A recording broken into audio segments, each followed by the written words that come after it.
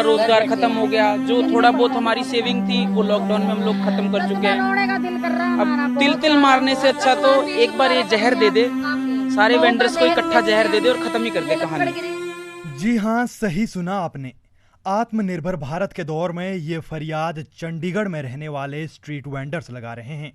यूं तो सरकार आत्मनिर्भरता की बात करती है, लेकिन जो पहले से आत्मनिर्भर है उनको क्या सहूलियत दी जा रही है? इन्हें आप स्ट्रीट वेंडर कहिए, रेहड़ी वाले कहिए या फेरी वाले।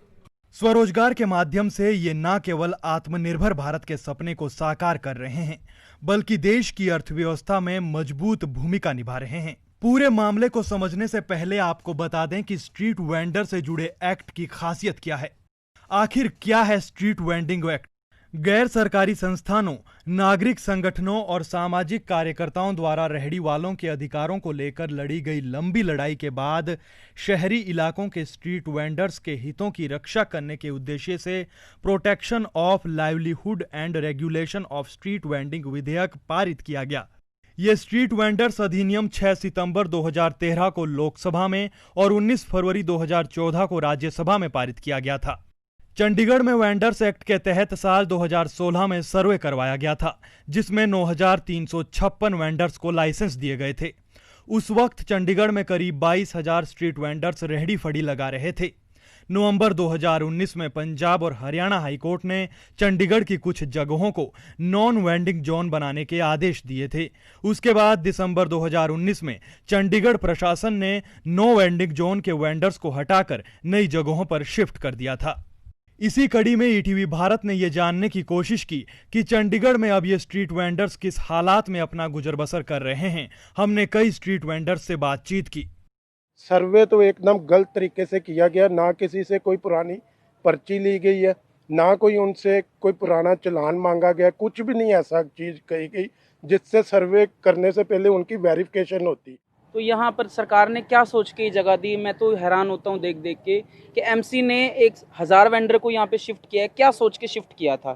फीस लेते टाइम 10 तारीख के बाद तो वो पेनल्टी लगाना स्टार्ट कर देते हैं 10 रुपीज़ पर डे के हिसाब से, बट ये देखते हैं कि वो फीस कैसे पे करेगा बंदा।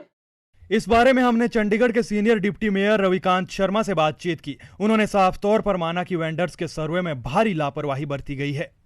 ना तो इन्होंने जब अलॉटमेंट करी, ना तो काउंसलर जो इलेक्टेड रिप्रेजेंटेटिव हैं उनको कॉन्फिडेंस में लिया। सिर्फ ब्यूरोक्रेसी अपनी जिद के तहत ये सारा काम कर रही है। और चंडीगढ़ के वेंडर के साथ जो है, मैं कहता हूँ, मैं खुद कह रहा हूँ कि ये बिल्कुल अन्याय हुआ है। जब हमने इस बारे में चंडीगढ़ नगर निगम के कमिश्नर से बात की तो उन्होंने कहा कि स्ट्रीट वेंडर्स एक्ट केंद्र सरकार की ओर से बनाया गया है और चंडीगढ़ में केंद्र सरकार के बनाए गए नियमों के तहत ही काम किया गया है। इनको प्रॉपर्ली जो है वो वेंडर एक्ट के तहत जो इनके वेंडिंग जोन्स बनने थे वो वेंडिंग जोन्स बनाए गए और उनके अंदर वापस रिहेबिलिटेट किया गया, जहां पर ये अपना बिजनेस, अपना काम बहुत आराम से कर सकते हैं। तो चंडीगढ़ एकमात्र शहर है जहां पर स्ट्रीट वेंडिंग एक्ट के तहत जो है वो जितनी गतिविधियां और कार्यवाही होनी थी वो पूरी तरह से सुचारू रूप से की गई है। 2014 में जब मोदी सरकार सत्ता में आई तो इन रेहड़ी वालों की उम्मीद जरूर जगी कि एक चाय बेचने वाला आज प्रधानमंत्री बना है, इसीलिए हमारे हित में अब सरकार जरूर सोचेगी। अब जब हम ग्राउंड जीरो पर पहुंचे तो हालात हम सब के सामने हैं। ईटीवी भारत हरियाणा के लिए चंडीगढ़ से विजय राणा की रिपोर्ट।